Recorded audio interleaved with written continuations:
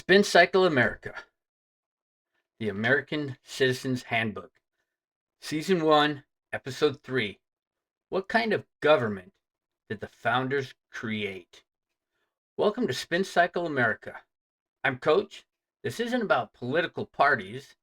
This is about principle. It's about history, responsibility, freedom, and having honest conversations about the country we all call home. So let's get started. So, if you spend a lot of time watching television, listening to podcasts, or scrolling through social media, you'll hear people use words like democracy, republic, socialism, capitalism, and constitutional government. But have you ever stopped and asked a simple question? What kind of government did America's founders actually create? What was the purpose? How was it created, and why? Understanding that question, what kind of government did America's founders actually create, helps us better understand the Constitution and gives us a foundation for evaluating today's political ideas, whatever they may be. Today, we're going to go back to the beginning. So today's topic is this: as a constitutional republic. The Constitution established a constitutional republic. In that system, here's what it created. The Constitution is the nation's supreme law. Government officials are elected by the people or selected through constitutional process. Government powers are limited by the Constitution. Power is divided among separate branches. Individual rights are protected. So think about what I just said. Think about all those 5 different areas. The founders believed that government should have enough authority to perform its essential functions, but they also believed concentrated power could threaten liberty. So that's why they divided it. That's why they divided those powers among the three branches, legislative, executive, and judicial branches, and created a system of checks and balances. That's why you hear about those checks and balances all the time. So no one branch can control the other. The core structure of the government was this: the constitutional republic. Power rests with the people, who elected representatives to make laws under strict rules written in the U.S. Constitution. Think about that. Think about what's going on today and what people are trying to do. Federalism. Power is split between the central national government and individual state governments to stop any single group from gaining control or total control. Think about what's trying to happen now. Think about what keeps happening. Think about that. Separation of powers.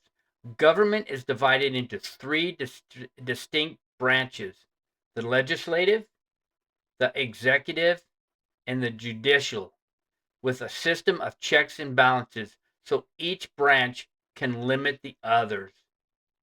This is why we have limited branches, so that no one can control the other. So no one has total control.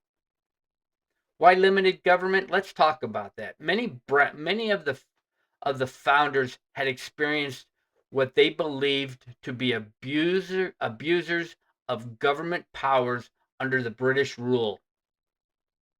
When they wrote the Constitution, they sought to create a government with defined powers rather than unlimited authority. They wanted the people to control the power. They wanted the people to have control. Some of those powers were specifically listed in the Constitution, while the Bill of Rights protects individual liberties. That's important stuff to know. This gives you, as an individual, the power. You have to realize that you, as an individual under this Constitution, gives you power. You have to know it. Over time, Americans have debated how large or how small the federal government's role should be. Those debates continue today and are a normal part of our constitutional system. That's what it was for. It was created that way. How does this compare to modern political philosophies? Well, modern political movements, including conservatism, liberalism, libertarianism, democratic socialism, and others, developed long after the Constitution was written.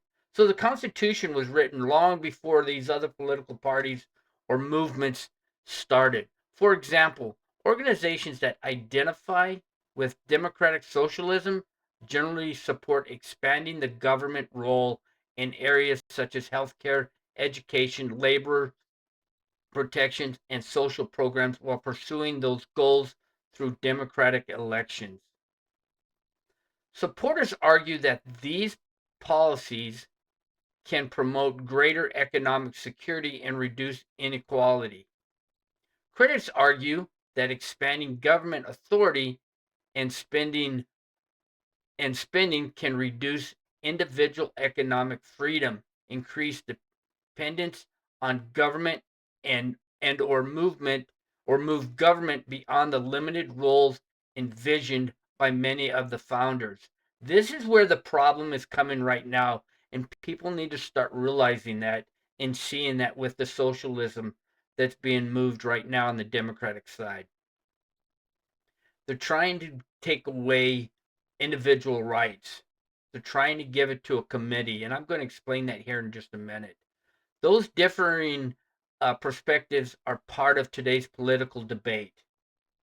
One of the responsibilities of citizenship, is to understand what the different philosophies and purposes are, compare them with the Constitution and our history, and make informed decisions at the ballot box. So when you go to vote, that's where you're going to make that decision. You have to think about that. Do you want to have control over what you say and do, or do you want the government to control your movement and to control what you do? This is where our Constitution gives you the power. Constitution Corner, this is it.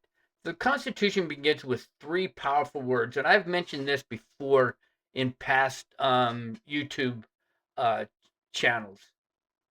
We the people. That means you, the people. That means us. That means you. That means me. That means everybody listening to this channel has the authority. Those words remind us that government authority is ultimately comes from the people through the constitutional system. That means you, me, everybody. That's not from a king. It's not from a single leader or one branch of government acting alone. And when we talk about the socialism, that means it's coming from a committee.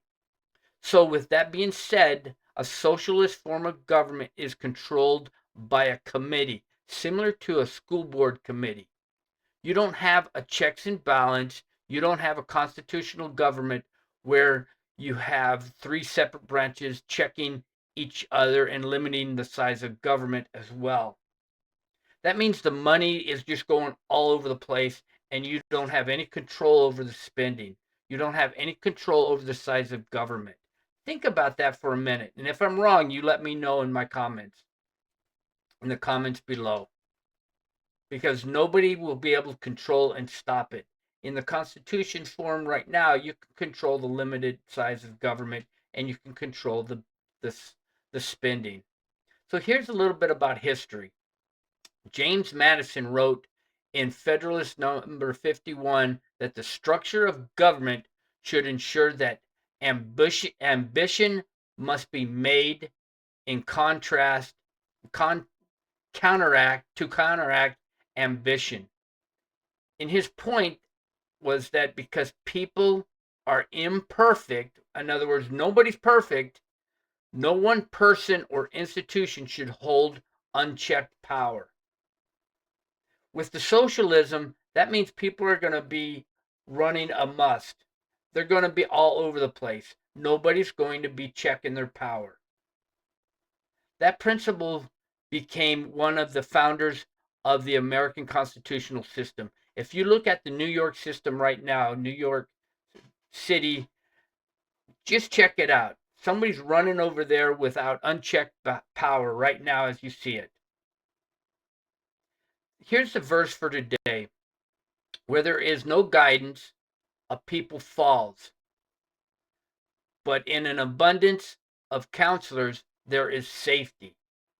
I want you to think about that proverb right now. That's from Proverbs, paragraph 11, verses 14. I want you to think about that verse for a minute. That's exactly what I've been talking about. Wise government, like leadership, benefits from accountability, counsel, and thoughtful decision making. You the people, we should be able to make the decision. This is why, in my opinion, you need to stay informed as an American citizen, because that's where your power comes from. The Constitution gives you that power. Stay informed. Don't let people take away your power. So here's my question for the day. After reading the Constitution, what principle do you think is the most important to preserving liberty? Share your thoughts in the comments below, and let's keep the discussion respectful, please. So here's your homework today, coach's homework. Before our next episode, read the preamble and Article 1 of the Constitution and ask yourself this as you're reading. What powers does the Constitution grant? What powers does it limit? And why do you think the founders structured the government this way?